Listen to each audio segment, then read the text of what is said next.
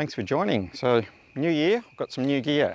So firstly, I have got a Skywatcher Mini, which will be replacing my Move Shoot Move Star Tracker. Now, as you probably may have seen my long-term review of the Move Shoot Move, one of the things I was a bit critical on is that it has no locking mechanism for your payload. So in the wrong scenario, your payload can actually undo the thread, which it's just a threaded connection.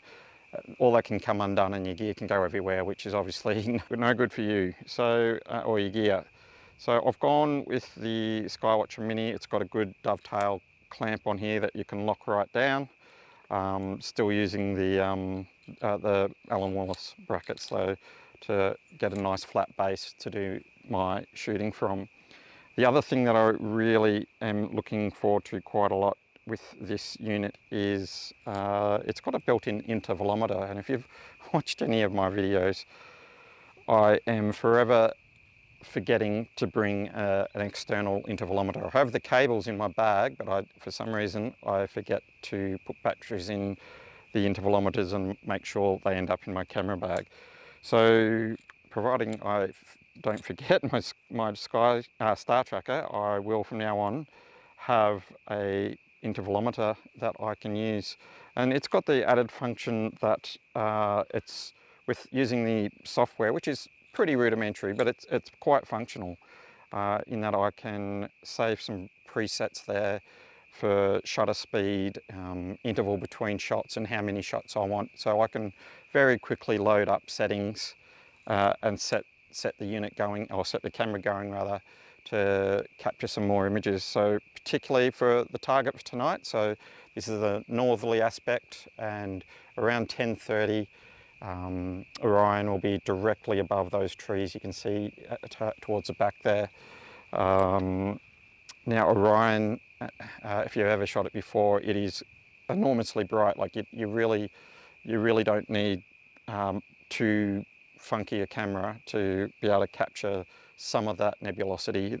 And it's brightest when you're trying to do longer exposures. It blows out very quickly. So the idea tonight will be, I'll first do a panorama, probably five panels wide, 3 down, of Orion, mainly because I'm going to be using an 85mm prime lens tonight. Yeah, I like making things a little bit tougher for myself than they need to be, especially when using new gear. But anyway, we'll give that a go.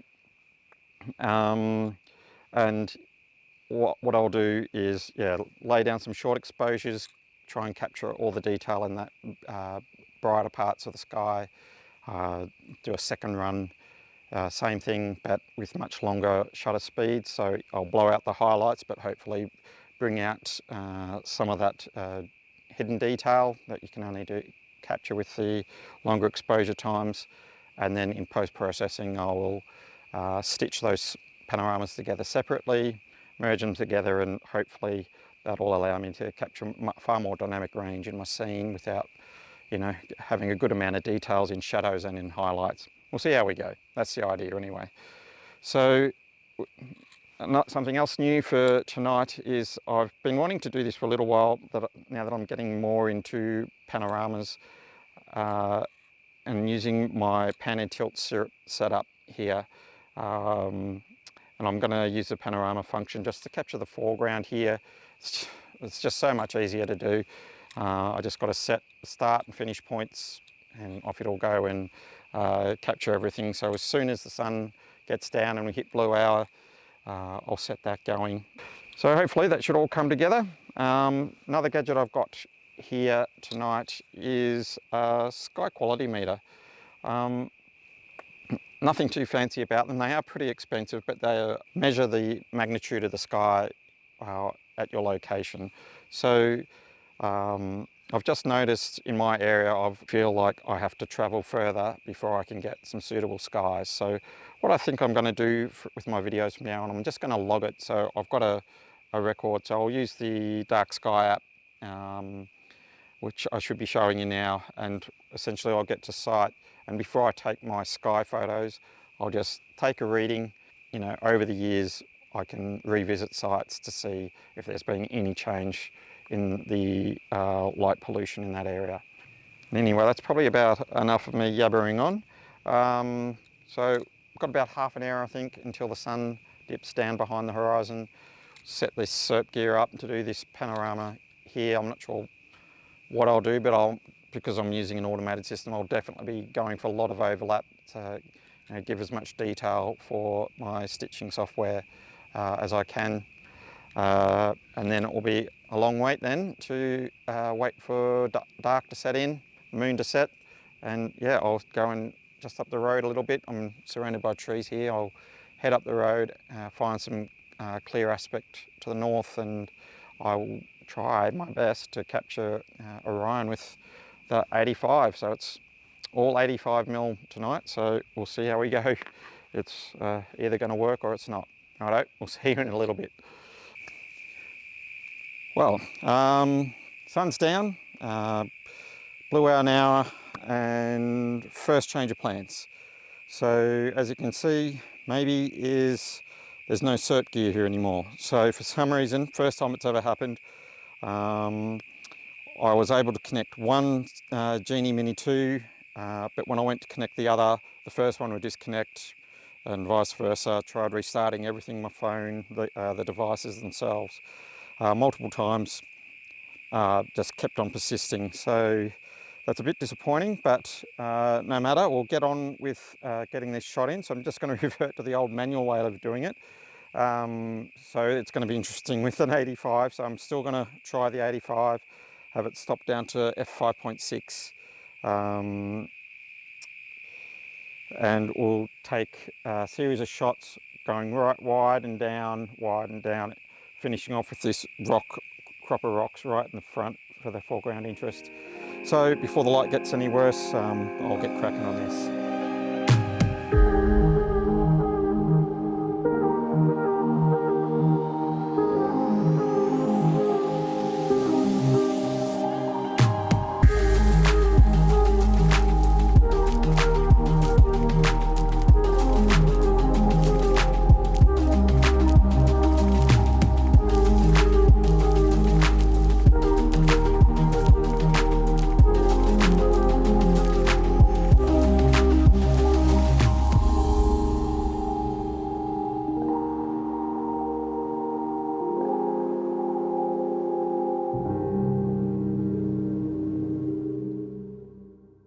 The moon's still out, as you can see up there.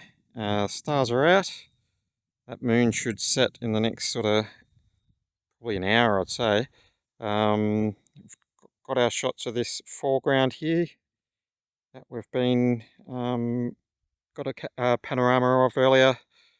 Just been taking some time lapse, and hopefully you can see up there Orion is swinging around into position.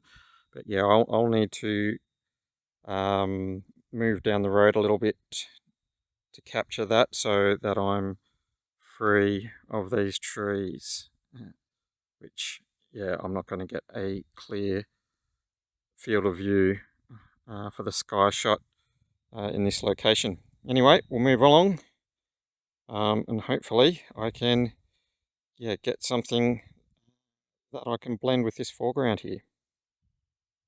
So I've just come down the road a little bit, and I think this is where I will try and take my Orion shots from. Nice, clear each way. Moon's still lighting everything up, which is good for video here. But Orion's right up there,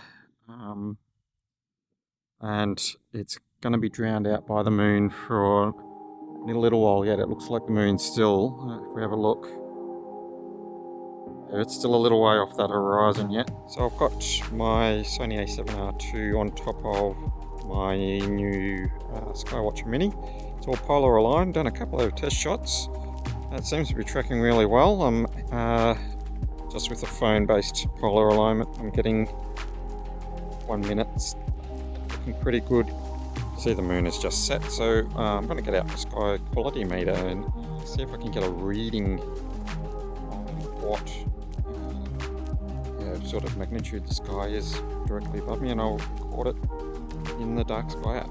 Right, I've got my star quality meter. I'm just going to give it a test, which is just pushing the button, beepity beep. It's giving me 21.14, which I think is right on the cusp between a Bortle 3 and a Bortle 4. So